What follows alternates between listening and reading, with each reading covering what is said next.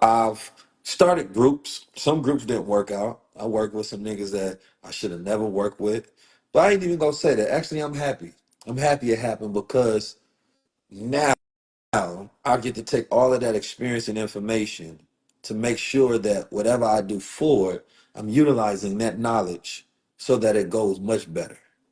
And so you actually have to be grateful for your lessons you learn because I think you spit at God when you have regrets. It's like the teacher is teaching you and you acting like you're burdened by the lessons. No, take them and graduate. Take them and graduate. People may try to hold you by your lessons. You could fail a class two, three times. But the moment that you actually succeed, right, you may actually have taken more from that lesson than somebody who actually figured it out the first time. But here we are in 2000, going on 2025. Now, I know how to pick business partners. I know how to make sure I see the signs. Now, when I get into things, you best be sure they're fully vetted to make sure that they are correct. There's no naivety in my game whatsoever. So now when people move forward with me, they're taking all the lessons from the past and they got a better general that's leading them into the right direction. Failure is not respected enough in our culture unless it's followed up by an extremely huge win. But failure is the process to bigger wins. So if you failed a lot, that means you've learned a lot, inshallah. That means that you've had a lot of lessons. That's a lot of schooling. So I am extremely excited and happy for all my failures. I'm excited for my next mistakes because I'm gonna learn so much from them. And I think that we need to stop acting like everybody comes out the womb perfect. You know, we all go through things and we grow through things if we have the right mindset. And those who don't grow through them, right? They slow through them. They still stuck in it. They still trying to figure it out. They still roaming their own emotions and minds, trying to figure out how do I go from this place to the next. You feel me? Yeah, I brought a lot of groups together. And it's funny, I was talking with my brother ASAP Ferg about this yesterday because he was talking about ASAP Mob, and it's like Allah also had to tell me that I understand your heart and I put it on your heart so that you can continue to bring people together. But I also need you to understand that you don't need people at all. And by need people, I want you to understand that that value that you're getting from what you're doing with others, you can actually get this by yourself. So I'm gonna set you out there by yourself to go do it first to show you that value, right? Then when you come back and you connect with other people, you're doing it from the right space and you're doing it from the right place, right? Because sometimes that connection that you have to others, that unity can become a crutch because you become dependent upon, right, everything to go right, right? And then you stop seeing the self value, right? And then you only see the strength in the numbers instead of the strength in self. And then you could become lazy because you start to depend on the group setting, right? Instead of you continuing to grow and rise. So sometimes Allah makes sure that He don't make you too comfortable too early.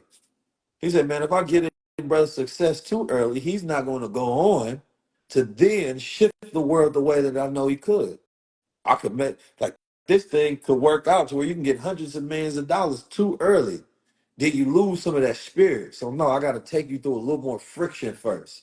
So when I finally give you the resources, right, you're in that right place to do with the resources, right, the right thing. Because I see a lot of people that sometimes success comes so early they become too soft. They ain't got no more fight in them. They got too much to lose. Nah, I got to take you through more. So when you get it, number one, it doesn't mean as much. What means more is the fight, right? A lot of great fighters, they lose that spirit. They lose that spirit, right? Because the belts mean more than the fighting. The money means more than the actual fight. You got to remember what you're fighting for. Then when you get it, you delay gratification until the ultimate battle, the ultimate war is won. And then that war is always a self war. I think delayed gratification is one of the best mental techniques for a person to continue to have success for a very long time. Because a lot of times it's like working out. We go to the gym. Oh, we feel good. You know what? I can skip a few days, or I'm not going to go today. You have to delay the gratification for a much, much bigger goal. You have to look at where you at. Say, I ain't nowhere. Why is because your body will literally tell your mind that's enough. Your body, you have to understand that your mind is not your friend.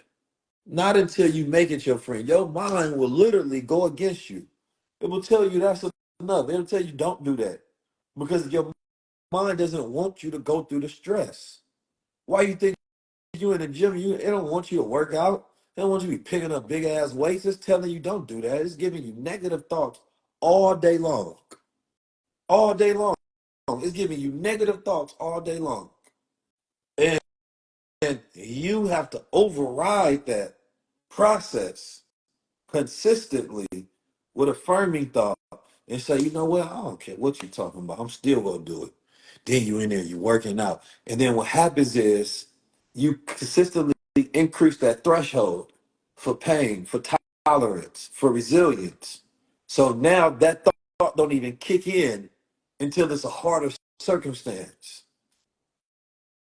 So sometimes you can't trust your own mind. Sometimes it be your own family. They be telling you stuff. Don't quit that job. Don't go do that. Don't go do that. They just looking out for you. They don't know. They don't know if you can handle the pressure. That's up to you to prove that you've evolved into.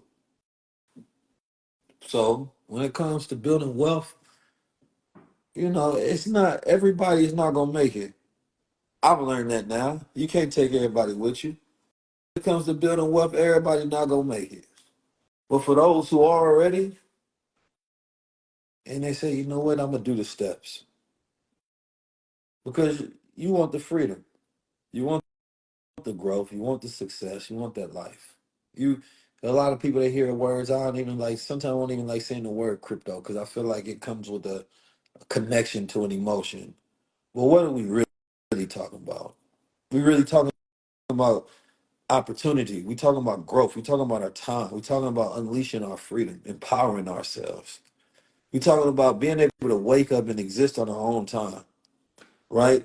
What is it? What would it mean to wake up and exist on your own time? What would it mean to be the one that can provide the opportunities in your environment? What would it mean, right, to be able to wake up in another country without none of the problems that you have today, completely free at peace? What is it worth it to you that you have your whole life in order? What is it worth it to you? That's the question that you should be coming to. That's the thing that gets you to go through with those ideas that you know produce the freedom. Everything starts in the mind. That's why even in the infinite wealth strategies, it's not all about crypto and strategies to audit and how to find the coins and you impart of the community and we're giving you the coins and making money. No. We also teach the masculine and feminine development, growth and development classes for the mind so that you can be in the right state of thinking. Because if you can make that emotional shift past the fear, the worries, the doubt, that's when you're ready to take advantage.